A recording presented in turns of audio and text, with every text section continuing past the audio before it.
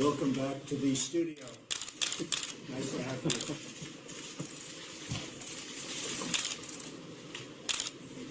you. Want to close that door when they're finished, please? Good morning and welcome to our first cabinet meeting of the new year. 2017 was a year of tremendous achievement, monumental achievement, actually. I don't think any administration has done what we've done and what we've accomplished in its first year, which isn't quite finished yet. You never know what's going to happen over the next few days. And the achievements for our country, our people, and for our standing in the world have been very monumental. We confirmed an incredible new Supreme Court justice and more circuit court judges in our first year than any administration in the history of our country. And we have many more coming. We've set a new record on reducing regulation and all forms of stopping growth and stopping jobs that were crippling America's economy. Again, the records that we set, 22-1, nobody's ever come close. And the amount of regulations that we've cut is a record also in our country's history, as reported by many newspapers, in particular the Wall Street Journal did a big story on it. And before Christmas, we passed the largest tax cut and reform in American history, including ANWR and including the fact that the individual mandate was terminated, which is a tremendously important thing and a very popular thing, I must tell you. People are supposed to pay for the privilege of not having health care. That was not good. Unfortunately, the courts didn't cut it, but we cut it. So in addition to the largest tax cut and reform in history, we have one of the great oil sites that's now been approved. They've been trying to approve ANWR. I don't know if people know this. For over 40 years, Ronald Reagan tried to get it approved for exploration and for drilling. And for 40 years, they've been trying to get it approved. That was in the bill, an individual mandate in the bill. Since that tax cut was enacted, more than 1 million workers have already received a tax cut bonus, something that, frankly, nobody even thought about. We didn't think about it. Nobody thought about it. We just knew a lot of good things were going to happen. And I must say AT&T was at the first one, and they did it, $1,000 per employee. They have hundreds of thousands of employees. And many companies followed immediately thereafter, and now they're following. I guess the employees are saying, what about us? And millions of employees in this country are getting $1,000 and more in some cases, tax bonuses because of the tax cuts. Hardworking American families will receive tremendous tax relief. We lowered our tax rates, nearly doubled the standard deduction, and doubled the child tax credit, which Ivanka Trump was pushing very, very hard, I will tell you that. And so was Marco Rubio. And I will tell you that the Republican Senate, we had no Democrat support, zero. They didn't want tax cuts. They want tax increases. They want to raise your taxes. They don't want to cut your taxes. But the child tax credit has become very important to the American family, and they're very happy about it. Our historic reductions to the business tax will raise annual household income by an average of $4,000. That's a tremendous number. The amount of money that's going to be brought in, we think it's going to be close to $4 trillion because of our tax reform. Will be a number that this country has never seen pour into our country. And that's going to create more jobs and more investment. The stock market is shattering one record after another. Unemployment is at a 17-year low.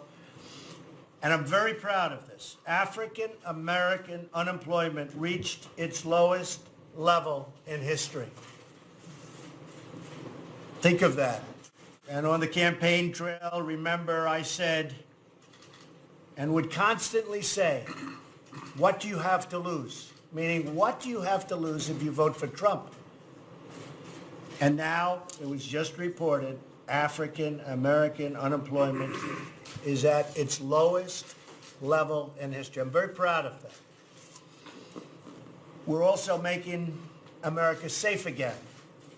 Yesterday, we had a bipartisan meeting with House members and senators on immigration reform, something they've been talking about for many, many years, but we brought them together in this room, and it was a tremendous meeting. Actually, it was reported as incredibly good, and my performance, some of them called it a performance, I consider it work, but got great reviews by everybody other than two networks who were phenomenal for about 2 hours. Then after that, they were called by their bosses and said, oh, wait a minute. And unfortunately, a lot of those anchors sent us letters saying that was one of the greatest meetings they've ever witnessed. And they were great. For about 2 hours, they were phenomenal. And then they went a little bit south on us, but not that bad. It was fine. They probably wish they didn't send us those letters of congratulations, but it was good. I'm sure their ratings were fantastic. They always are. Which is why I think the media will ultimately support Trump in the end, because they're going to say if Trump doesn't win in 3 years, they're all out of business. You guys will be out of business, but the boom holders are still going to be there, so that's good. Those are the people I like. We agreed to pursue 4 major areas yesterday of reform. Securing our border, including, of course, the wall, which has always been included, never changed. Ending chain migration, canceling the visa lottery, and addressing the status of the DACA population. We want to see something happen with DACA. It's been spoken of for years. And children are now adults in many cases.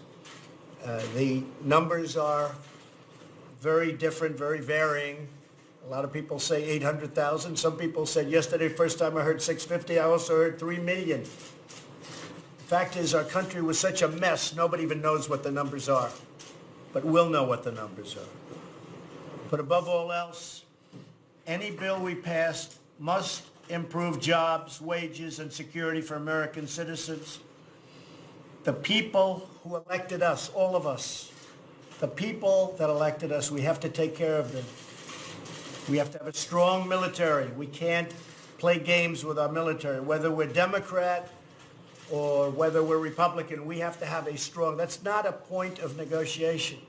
We can't say, oh, we're going to give you money for your military, but you have to give us money for something that, frankly, is much less important than security.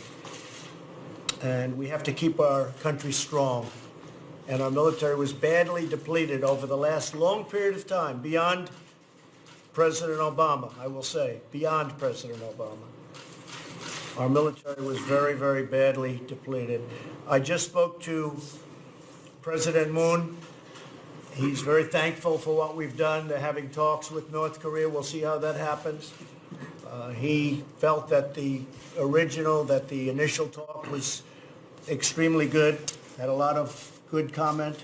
Rex was on the phone, and Nikki's been totally briefed, but we had a very, very good conversation, and we'll see where it goes. He's very thankful for what we've done. It was so reported today that we were the ones without our attitude that would have never happened. Who knows where it leads? Hopefully it'll lead to success for the world, not just for our country, but for the world. And we'll be seeing over the next number of weeks and months what happens.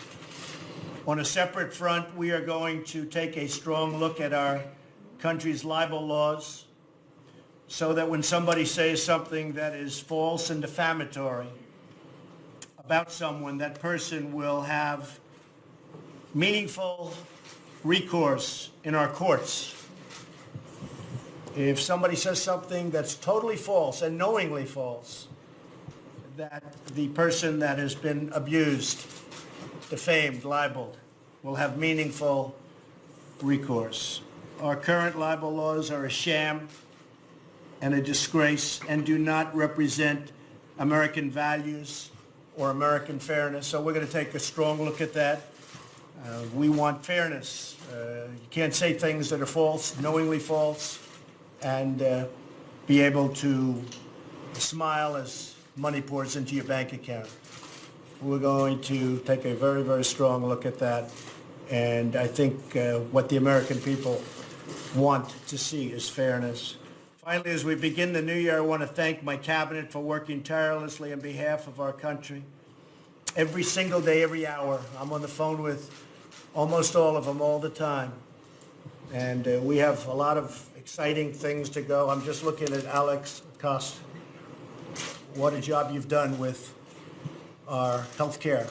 Now, he's Secretary of Labor, but he's very much involved in health care, and I think those rules and regulations will be out around February 1st, Alex, as I understand it.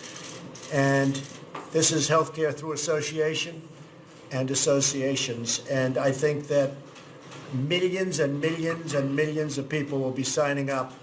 It'll be highly competitive. He has been able to totally get rid of state lines, so there'll be tremendous competition. And that will be a phase of healthcare that people don't talk about. But I think ultimately you'll have more people than you actually had even in Obamacare, and it's just a segment of what we're doing. So I just want to tell you, I read a lot of those papers last night, and it is really great work, brilliant work. I think it is something that people don't talk about, but it's something that's going to be very exciting and very great. It will be great health care at a very competitive price. There'll be tremendous competition, and it will cost the United States absolutely zero. So we're very proud of that. Thank you, Alex. And with that, we'll start our cabinet meeting, and we appreciate your being here. And you've gotten very familiar with this room. I appreciate your nice comments yesterday. Thank you all very much. Thank you. Thank you. Mr. President, how do you want Republicans to take control of the Russia investigation? Thank you very much, everybody. Do you want them to shut down the Russia investigation? Thank you very much, everybody. Thank you.